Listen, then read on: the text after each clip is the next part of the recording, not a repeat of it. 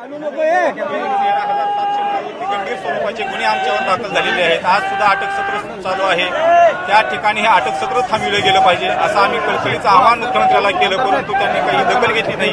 परंतु आज या ठिकाणी उद्धव साहेब आलेले आहेत आणि त्यांनी आम्हाला स्पष्टपणाने आश्वासन दिलेलं आहे की आम्ही सक्त सूचना देऊ आणि अटक सत्र थांबवू आणि ज्या शहीद कुटुंबातील या ठिकाणी घरचे व्यक्ती या ठिकाणी उपस्थित आहेत त्यांना सुद्धा आर्थिक मदत मिळवून देऊ आणि त्यांच्या कुटुंबातील एक व्यक्ती शासनामध्ये नोकरीमध्ये समाविष्ट करण्यात आम्ही मदत करू असं त्यांनी आश्वासन आम्हाला दिलेलं आहे आणि या ठिकाणी आम्ही या आश्वासन या ठिकाणी आम्हाला उपोषण आम्ही सोडलेलं आहे।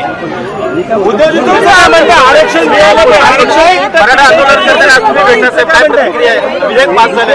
आजचा दिवस हा खरोखर एक ऐतिहासिक आणि आनंदाचा दिवस आहे आणि ही मी बातमी पाहत असताना मी आपल्या माध्यमातून टीव्हीवरती पाहिलं उपोषण चालू आहे म्हणून मी तानाजीरावांना फोन केला की बाबा आता उपोषण कशासाठी आणि मग हे उपोषण कशासाठी त्याचं कारण आता कळलं। मी एकनाथजी आहेत सगळीकडे दीपकजी आहेत सगळ्यांना संपर्क केला आणि त्यांना म्हटलं पहिलं तुम्ही जा त्यांच्याशी बोला बांधवांशी बोला त्यांच्या व्यथा त्यांच्या भावना समजून घ्या। मी आज तुम्हाला खास तुमचं अभिनंदन करायला आलेलो आहे। सरकारला धन्यवाद देतोय पण तुमचं अभिनंदन एवढ्यासाठी की हे आरक्षण म्हणा किंवा हा तुमचा न्याय हक्क आहे हा असा तुम्हाला मिळालेला नाही। तुम्ही तो लढा देऊन शक्ती दाखवून तो मिळवलेला आहात म्हणून मी तुम्हाला तुमचं अभिनंदन करतोय। आणि हे झाल्यानंतर आज महाराष्ट्रामध्ये आनंद सगळीकडे साजरा होत असताना सुद्धा तुम्ही एका जाणीवेने उपोषण चालू ठेवलं होतं। ही जाणीव फार महत्त्वाची आहे। या आंदोलनासाठी ज्यांनी बलिदान दिलं जे शहीद झाले त्यांची एक जाणीव ठेवून तुम्ही हे आंदोलन चालू ठेवलं होतं। त्याचप्रमाणे ज्यांनी आंदोलन केलं त्या आंदोलनकर्त्यांवरती मी तर म्हणेन मागे आपण भेटलो होतो बऱ्याच ठिकाणी खोट्या केसेस टाकले गेलेले आहेत। त्याही वेळेला मी मुख्यमंत्र्यांशी बोललो होतो। मुख्यमंत्र्यांनी मला स्वतः सांगितलेलं आहे की असं यापुढे होणार नाही ह्याच्या पुढे धरपकड होणार नाही आणि ज्यांचा याच्याशी काही संबंध नाही आणि त्यांना जर का अटका झालेल्या असतील तर त्यांची सुटकाही त्वरित केली जाईल। काही ठिकाणी जर का असं राहिलं असेल तर उद्या रामदासभाई तुम्ही आणि सगळे मंत्री आपले आहेत तुम्ही या सगळ्यांना जाऊन भेटतात आणि मी स्वतः तुम्हाला खात्री देतो की तुमच्यावरती मी अन्याय होऊ देणार नाही।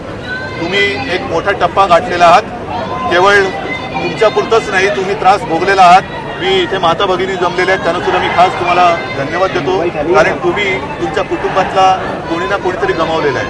तुमच्या मागे शिवसेना ठाम उभी राहील परंतु तुम्ही तुमच्या पुढच्या पिढीला एक दिशा दिलेली आहे म्हणून तुम्हाला पुन्हा एकदा धन्यवाद देतो। आरक्षण टिकेल सर्व आणि एकमताने हे मंजूर केलेलं आहे आणि आरक्षण हे टिकेल नक्की टिकेल आणि टिकवण्याची जबाबदारी ही मुख्यमंत्र्यांनी घेतलेली आहे। आम्ही सगळे मराठा समाजाच्या सोबत आहोत। हा न्याय हक्क जो आज तुम्हाला दिला गेलेला आहे तो पूर्णपणे त्याची अंमलबजावणी सुद्धा लवकरात लवकर व्हावी याची सुद्धा एक जबाबदारी शिवसेना घेईल आणि सरकारकडनं ते करू।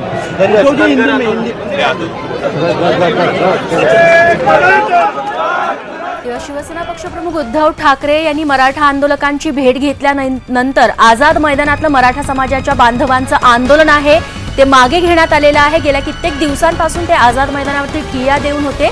त्यांची मागणी हीच होती की मराठा समाजाला आरक्षण मिळावं त्यासोबतच एकूण 20 मागण्या आहेत त्या मागण्यांबाबत ठोस आश्वासन मिळावं तोपर्यंत आपण आझाद मैदानावरती ठिय्या देऊन राहू। आणि आज एकीकडे विधिमंडळाच्या दोन्ही सभागृहात मराठा समाजाला आरक्षण देण्यात आलं विधेयक पारित करण्यात आलं त्यानंतर तातडीने शिवसेना पक्षप्रमुख उद्धव ठाकरे आणि त्यांच्यासोबत काही सेना आमदार हे आझाद मैदानात जाऊन पोहोचले। त्यांनी आंदोलकांशी बातचीत केली त्यांचा मन वळवण्याचा प्रयत्न केला आणि अखेर आझाद मैदानातल्या आंदोलकांनी आपलं आंदोलन आहे आपलं उपोषण आहे ते मागे घेतलेलं आहे। आपण पूर्णपणे मराठा समाजाच्या आणि या आंदोलकांच्या पाठीशी आहोत। तुमच्या मागण्या पूर्ण होतील याची काळजी आपण स्वतः घेऊ त्याचा पाठपुरावा आपण स्वतः करू असं आश्वासन उद्धव ठाकरे यांनी दिलेलं आहे आणि याच बद्दलची माहिती त्यांनी माध्यमांना देखील आता सांगितलेली आहे।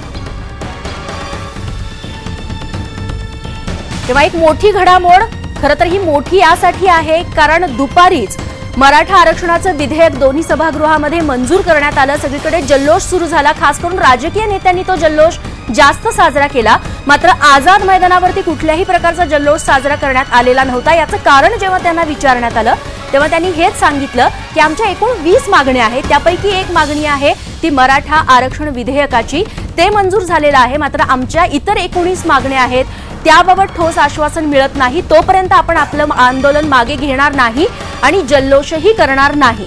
मात्र आता शिवसेना पक्षप्रमुख उद्धव ठाकरे यांनी स्वतः आघाडी घेऊन या आंदोलकांशी बातचीत केली आणि आपण तुमच्या पाठीशी असल्याचं म्हटलंय आणि त्यानंतर आता आझाद मैदानातलं हे उपोषण आहे ते मागे घेण्यात आलंय. आणि यासोबत बुलेटिनमध्ये वेळ झाली एका छोट्याशा ब्रेकची. फक्त 2 मिनिटात परत येतो. सगळ्या महत्त्वाच्या घडामोडी आपल्याला जाणून घ्यायच्यात. कुठेही जाऊ नका, बघत रहा न्यूज 18 लोकमत.